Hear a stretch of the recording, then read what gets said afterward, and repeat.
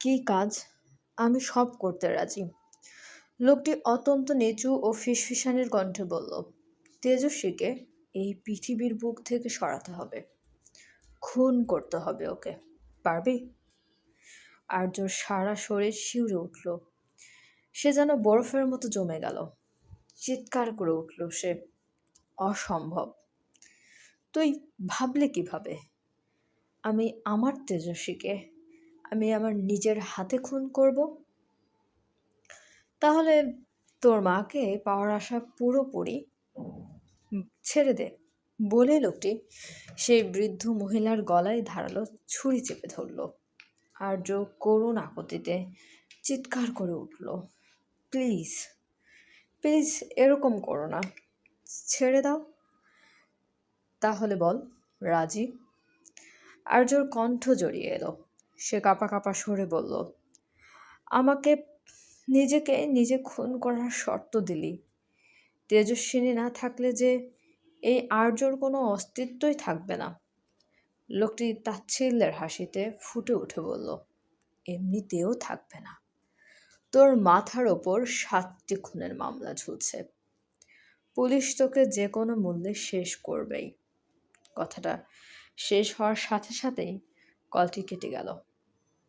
আর্য নিঃস্ব হয়ে ধূপ করে মাটিতে লুটিয়ে পড়ল। মাথার ভেতর শত প্রতিকূলতা ঘূর্ণির মতো ঘুরছে। কি করবে সে এখন? কাকে বাঁচাবে? এত বছর পর ফিরে পাওয়া জন্মদাত্রী মাকে, নাকি নিজের প্রাণের চেয়েও প্রিয় জীবন সঙ্গিনীকে? রাত প্রায় 2টা 10। চারপাশের সব কিছু নিঝুম। সবাই ঘুমের গভীর রাজ্যে আচ্ছন্ন। অথচ তেজস্বী দু চোখ মেলে স্থির দৃষ্টিতে তাকিয়ে আছে ছাদের সিলিংয়ের দিকে। ঘুমেরা আজ তাকে ভীষণ জ্বালাচ্ছে।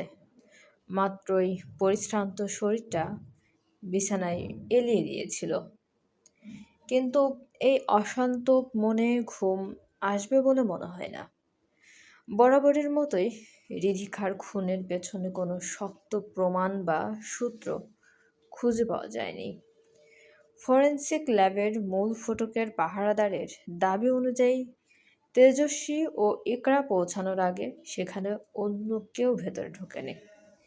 কিন্তু পরবর্তীতে তাকে বেশ কড়াভাবে জিজ্ঞাসাবাদ করতেই মুখ ফুটে স্বীকার করল যে সে নাকি মাত্র 10 মিনিটের জন্য চা খেতে মোড়ের দোকানে গিয়েছিল। তার উপর ল্যাবের ভেতরে সিসিটিভি ক্যামেরাগুলো গত 7 দিন ধরে নষ্ট হয়ে অকেজো পড়ে থাকায় সেখান থেকে ঘাতকের কোনো ক্লু পাওয়া সম্ভব হয়নি। তেজস্বী কাত হয়ে শুয়ে পড়ল। তার বিছানার পাশে খালি বালিশটার দিকে নজর পড়তেই বুকের ভেতরটায় ভারী এক কষ্ট চেপে বসল। লোকটা এখন কোথায় আছে, কেমন আছে? আজ পথচলতি হঠাৎ শওকত এবং তার দ্বিতীয় স্ত্রী শিলার সাথে দেখা হয়েছিল তেজস্বীর। শওকতকে দেখে আজ সত্যি মনে হলো সে আগের চেয়ে অনেকটাই বদলে গেছে। নিজের স্ত্রীর প্রতি যেন খানিকটা যত্নশীল হয়েছে। তেজস্বীকে দেখে বেশ সহানুভূতি নিয়ে আর্যের খোঁজ খবরও জিজ্ঞেস করল। তেজস্বীর মনে হলো শওকত সত্যি পরিবর্তন হয়েছে। আর পরিবর্তন হওয়াটাই তো ভালো, অন্তত এবার দ্বিতীয় স্ত্রীকে একটু সুখে রাখতে পারবে। ঠিক তখনই তেজস্বীর ষষ্ঠ ইন্দ্রিয় হঠাৎ জানান দিয়ে উঠল, বেলকনির দরজার কাছে কেউ একজন দাঁড়িয়ে আছে।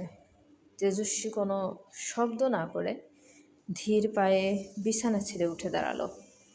বিছানার পাশেই রাখা কাঠের ক্যাবিনেটের নিচের ড্রয়ারটা নিঃশব্দে টেনে নিজের সার্ভিস পিস্তলটা বের করে ঝটপট রিলোড করে নিল। ঘরের আবছা আলোয় মুখ খুব সামান্য দেখা যাচ্ছে। বেলকনিতে ঝুলানো ভারী পর্দাটা বাতাসে মৃদু কেঁপে উঠতেই সামনের হালকা আলোর দিকে পিস্তলটা নিখুঁত নিশানা করে তেজস্বী কঠিন কণ্ঠে বলল, ডোন্ট মুভ, হাত উপরে তোলো। কথাটা বলেই তেজস্বী দেয়ালের সুইচে ক্লিক করলো। ঘরের লাইটটা জ্বলে উঠতেই চোখের সামনে ভেসে উঠল এক বিধ্বস্ত বিষাদগ্রস্ত আর্য। তেজস্বীর হাতের পিস্তলটা আপনাতেই নিচে নেমে গেল। তার কণ্ঠে এক সমুদ্র বিস্ময়ে ঝরে পড়ল, আর্য। আর্য স্তব্ধ হয়ে তাকিয়ে রইল তেজস্বীর দিকে। তার প্রাণের চেয়েও প্রিয় প্রেয়সীর মুখের পানে কি অপরূপ মায়া ঘেরা সেই মুখখানে। তেজস্বীকে সামনে দেখেই আর্য যেন মুহূর্তের জন্য ভুলেই গেল সে কেন এখানে এসেছে, কি তার নির্মম উদ্দেশ্য। তেজস্বী ধীর পায়ে তার দিকে এগিয়ে আসতে লাগলো। গলার জোর বজায় রেখে বলল, কোথায় ছিলে তুমি এতদিন? কেন কাজটি থেকে পালিয়েছিলে? আর্য একই ব্যাকুল দৃষ্টিতে অপলক তাকিয়ে রইল। তেজস্বীর বুকের ভেতরটা থরথর করে কাঁপছে। এতদিন ধরে যে লোকটাকে একটিবার দেখার জন্য মনটা পাগলামো করছিল, আজ তাকে সামনে পেয়ে যেন দুই চোখের পরম শান্তি খুঁজে পেল সে।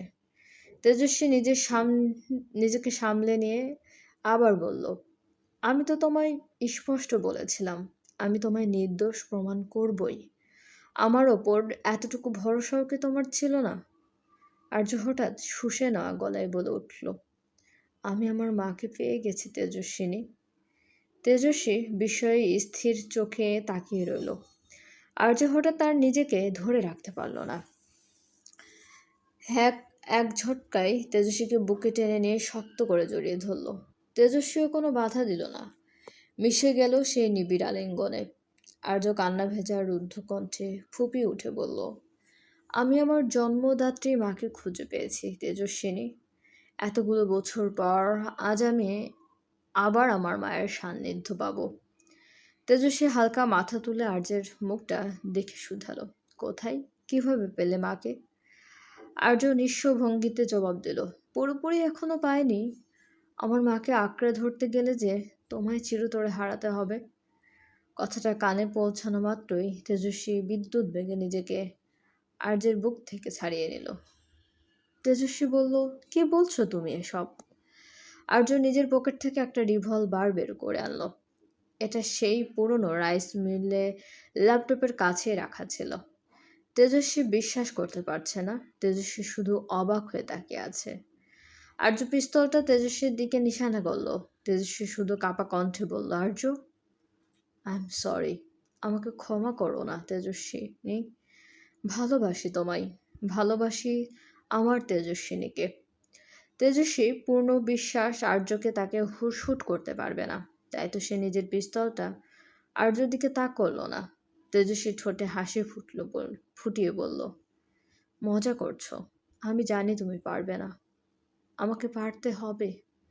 তেজস্বী এক পা করে ধীর গতিতে এগিয়ে যেতে লাগলো আর্যের দিকে। আর্য আশঙ্কায় পেছাতে শুরু করলো। তার হাত দুটো তখনও থরথর করে কাঁপছে। হঠাৎ করে সেই নীরবতা চির বিকট একটা শব্দে বুলেটের শব্দ চেয়ে গেল চারপাশে। তেজস্বীর থমকে যাওয়া পা দুটো আর সামনে এগোলো না। সে অবিশ্বাসের নয়নে তাকালো আর্যের দিকে। তার বুকের বাঁ পাশটা থেকে রক্ত চুইয়ে ঝরছে। তেজস্বী নিজের রক্তের প্লাবনে ভিজে যাওয়া বুকের দিকে তাকালো। এখনো তার মস্তিষ্ক বিশ্বাস করতে পারছে না যে আর্য সত্যি ট্রিগার চেপে তাকে গুলি করলো। আর্যের হাত থেকে বন্দুকটা ছিটকে মেঝের ওপর বিকট শব্দ করে পড়ে গেল। তেজস্বী তীব্র যন্ত্রণায় নিজের ঘাড়টা খানিকটা বাঁকা করে শেষবারের মতো তাকালো আর্যের দিকে। তার দু চোখ ততক্ষণে বিষাদ আর যন্ত্রণায় রক্তবর্ণ রূপ নিয়েছে, আর সেই লাল চোখ দুটো বেয়ে এক ফোঁটা তপ্ত জল গাঢ় বেয়ে গড়িয়ে পড়ল, গাল বেয়ে গড়িয়ে পড়ল।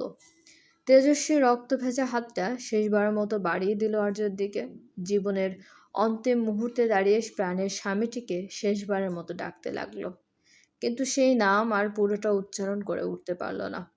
বুলেটের তীব্র বিষাক্ত যন্ত্রণায় শরীর আর সায় দিল না। চারপাশের আলো দ্রুত মুছে গিয়ে এক নিকষ কালো অন্ধকার ঘনিয়ে এলো চোখে। পা দুটো ভেঙ্গে তেজস্বী লুটিয়ে পড়ল মেঝের উপর। আর্য উন্মাদ হয়ে ছুটে এসে তেজস্বীকে মাটিতে লুটিয়ে পড়ার আগেই বাহু ধরে জড়িয়ে ধরল। বুক ভাঙ্গা হাহাকারে নিজের বুকের ভেতর শক্ত করে চেপে ধরল তার প্রিয়তমাকে। পুরো ঘর কাঁপিয়ে এক অপরাধ বোধে পাগলের মতো ডুকরে কাঁদতে লাগলো আর্য। ভালোবাসার আর আবেগের পাগলামিতে তেজস্বীর পুরো মুখটা বারবার চুমুতে ভরিয়ে দিতে লাগলো সে। অনবরত কান্নারত গলায় বলতে লাগলো, খুব কষ্ট হচ্ছে তেজস্বিনী, কথায় কষ্ট হচ্ছে তোমার? আমায় বলো না তেজস্বী, শোনো, তুমি তো আমার আলো, আমার সাজানো দুনিয়া, আমার আস্ত একটা পৃথিবী।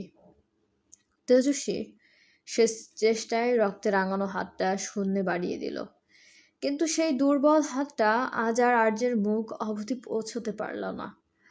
আর্যের চোখের নিজের শেষ দৃষ্টিটুকু অপলক নিবদ্ধ রেখেই সেই এক রোখা তেজি মেয়েটি জীবনের সমীকরণ চুকিয়ে চিরতরে বিদায় নিল দুনিয়া থেকে। আর্য আর সহ্য করতে পারল না। তেজস্বীর বরফের মতো জমে যাওয়া নিথর দেহটা বুকের ভেতর জড়িয়ে ধরে তার কপালে এক দীর্ঘ গভীর চুম্বন আঁকল। তেজস্বীর মুখের দিকে তাকিয়ে আর্য অশ্রুসিক্ত কণ্ঠে বিড়বিড় করে বলল, পরে আমার জন্য অপেক্ষা করো আমার তেজস্বিনী, খুব তাড়াতাড়ি, বড্ড তাড়াতাড়ি আমি তোমার কাছে ফিরে আসব। এই ধরায় আমার কৃত পাপের পরম শাস্তিটুকু তো আমায় ভোগ করতেই হবে। চলবে, গল্পটি চলাকালীন সবাই বিজ্ঞাপনগুলো অবশ্যই পুরোটা দেখবেন এবং আমাদের চ্যানেলটা প্লিজ সবাই সাবস্ক্রাইব করুন। গল্পটি ভালো লাগলে অবশ্যই সবাই লাইক, কমেন্ট এবং শেয়ার করতে ভুলবেন না আপনাদের প্রিয় মানুষগুলোর সাথে। এবং আমাদের চ্যানেলের সঙ্গে থাকার জন্য সবাইকে অনেক অনেক বেশি ধন্যবাদ।